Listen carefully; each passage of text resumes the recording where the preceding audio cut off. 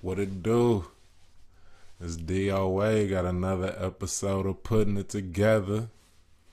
I ain't even gonna hold y'all this time, man. It's just for the Dallas Cowboys fans and all of us who know delusional niggas who's Dallas Cowboy fans who every year be wondering why they not finna win the Super Bowl, bruh. It looked like Jerry Jones be drafting little boyfriends and shit, dawg. He ain't really concerned about winning those Super Bowls. He ain't drafting for talent. He ain't making trades for talent and shit. The Dallas Cowboys got that a deep-rooted homosexual vibe going about Jerry World. You know what I'm saying? You know, we touched on Mike Rubin, Fanatics, that all-white party, and how some of the connections is made through these industries. But, yeah, I just wanted to show y'all, if y'all ain't already seen, Jamie Foxx at the facility, at the compound, clone Jamie at the compound with Jerry, and they talking about different players and, you know, they attributes and shit. Gay ass Jamie Foxx, who used to grab on what's the little dude's name? According to the book, you and Jamie didn't get along too well. At times. At times. I guess there was like the first skit you guys did, and it wasn't in the script. He ended up like yanking your underwear. Yeah, that wasn't the first skit. We do so much stuff, man. That wasn't in the first sketch. Okay. But when he came to the show, he came with fire. He came with all of what he had, you know, and was turning it out. There was just a sketch, The Ugly Woman, that we did. Wanda. And that was one of the that was one of the biggest sketches on the whole show. I thank him for that, man, bringing that in, because I was the one that was always in that with him. Yeah. You know, we could play off each other so good, and we would break script and stuff like that. But the deal, what happened was, and this wasn't any, there's no incident that made me hate him or whatever, but this was something that happened. And I was like, hey, hold on, man. Because I had some Speedos on, and that's it. Right. That's it. And so I'm running from him, you know, in the sketch, you know, you're ugly. I'm trying to get away from you. We're running around the table. Dude grabs the Speedos from behind and tries to rip them off of me in front of everybody. You know, and I'm holding them on. They would have came off anyway, because he wanted to pull them down. So I held them up, but then he tried to tear them. But, you know, Speedos are made of like nylon or whatever. Yeah. So he really seriously tried to like have me naked, man. You know what I mean? So for 2 seconds, I turned around and I was like, I'll break your nose. You know what I mean? And then I was like, nah, but this would probably be history right here. This would be history. Y'all know gay ass Jamie that used to dress up as a woman on In Living Color and fondle on his co-workers and shit. Well, we gonna get into it. 9 3-inch head, 8.5-inch dick, 9 3-inch head, 8.5-inch dick.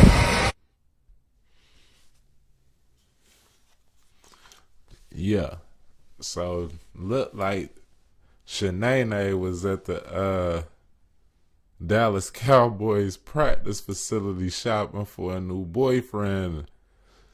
Old ass Jerry Jones probably didn't even know he was on live right then, so he was just giving them the rundown, telling them the stats. You see how he commented on the size of the players' genitals and shit.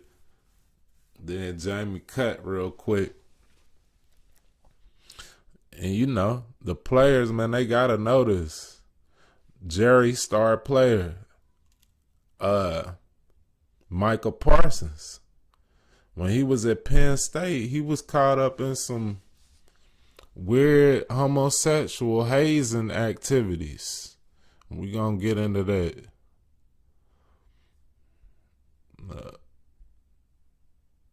y'all already know Penn State's whole program with the Sandusky and Joe Paterno and all the allegations that they had. Actually, not just allegations. They actually had, I think, some convictions with Sandusky doing some homosexual acts and molesting some of the young boys that they was bringing into the program.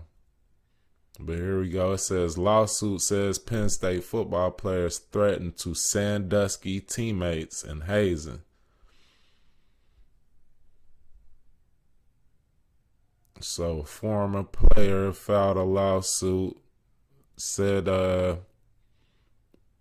his one-time teammates was committing hazing acts that simulated sexual assault and making threats of, quote, "I'm going to Sandusky you." Isaiah Humphreys named the school football coach James Franklin and defensive tackle Damian Barber as defendants in the lawsuit. The suit named as parties 3 other players: linebacker Michael Parsons, defensive end Yatur Gross Matos, and linebacker Jesse Lukita. But look, we're going to go to what it says. Players would allegedly regularly pin younger teammates to the floor and simulate a humping action while on top, or place their genitals on the face of the lower classmen. One of the players will place a penis on the buttocks of the lower classman and stroke his genitalia, simulating the action of ejaculation, among other acts alleged in the lawsuit.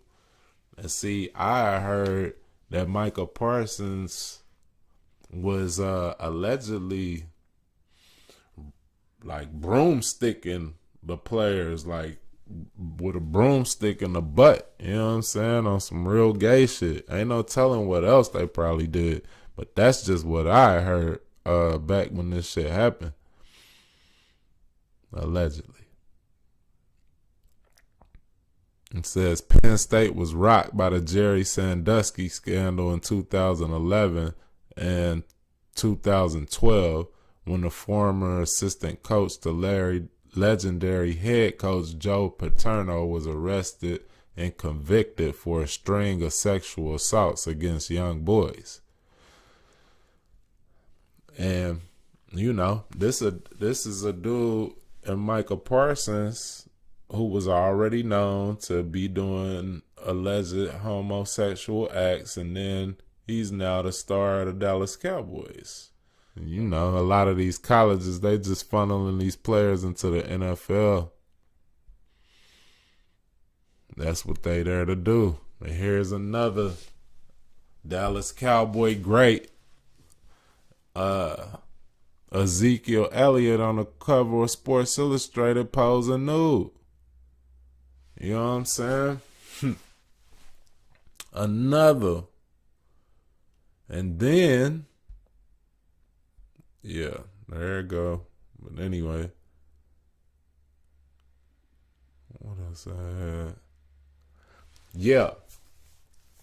It's another thing y'all might have missed, or y'all might remember this, is Jerry Jones was talking about Ezekiel Elliott dancing in the locker room with just the towel on, almost the same way that he do it without a towel on sometimes, but like he's riding a pony, smacking his own ass. So here go the tweet. It says, Jerry Jones on 105.3 The Fan when asked about Robert Quinn's sack dance. Quote, "Well, that's one of the best I've seen, riding that pony. You know what's fun is sometimes Zeke will do something like that. He'll put a towel on or put some shorts on and head down through the middle of the dressing room, kind of spanking himself as he emulates riding a horse. And that's before a game, so you can see what an asset he is on and off the field for the Dallas Cowboys." So in the offseason, when Dallas could have been acquiring better players, a better running back, they end up bringing Ezekiel Elliott back for no good fucking reason. except for maybe he can go down the middle of the locker room doing this riding a pony dance for Jerry Jones. You know what I'm saying? And who knows what Dak does, but a lot of even Cowboys fans feel like they should switch their quarterback out and get somebody else other than Dak, but they don't. And it's kind of inexplicable, but if you look at it from this aspect, that maybe Jerry Jones is drafted for another reason other than, pure football talent, it could make a bit of more sense. You know what I'm saying? So, but that's all I got for you, man. Y'all like, share, subscribe. I'm going to get back with you. Peace.